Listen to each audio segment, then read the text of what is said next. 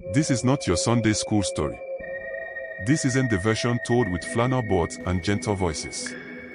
This is what happens after the fire, when the silence sets in, when you've escaped the judgment of God but are left with the weight of survival. This is the story of Lot and what happened when the flames of Sodom faded. But before we proceed, welcome to Gospel Light Africa. We are a faith-driven organization dedicated to spreading the message of hope, love, and salvation across the African continent and to the world. On this channel, we also dissect the stories of the Bible both in the Old and New Testament that you have never heard of. So please keep supporting the channel as you like and subscribe. So back to the story. Lot was once a man of promise, walking beside Abraham, the father of faith. But when the time came to choose, he lifted his eyes toward the lush valley of Sodom. It looked like Eden, but it smelled like hell. Drawn by prosperity, blinded by comfort, Lot moved his family into a city that devoured souls. Then came the night that changed everything. Two strangers entered Sodom, quiet, watchful, not of this world.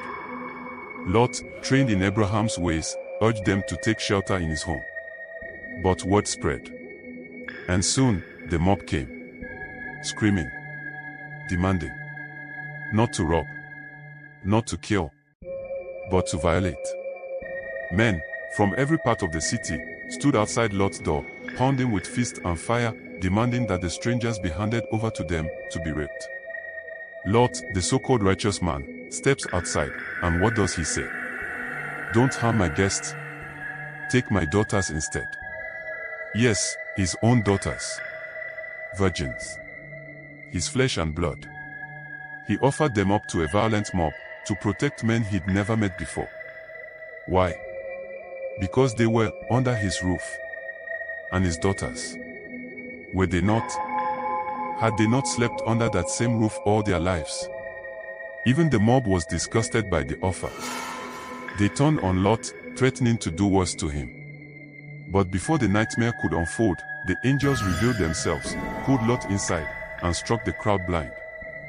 Judgment had come. Lot was told to flee. To run and never look back. And he did. His wife didn't.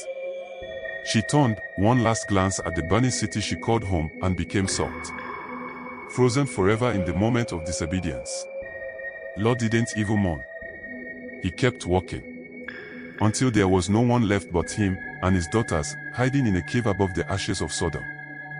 But the real horror was still to come.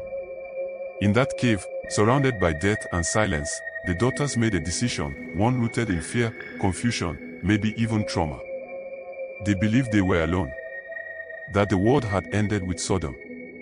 That no man remained except one. So they got their father drunk. And one by one, they laid with him. Not once. Twice. And Lot, in his drunkenness, in his fog of shame and sorrow, didn't even know. Two sons were born. Moab.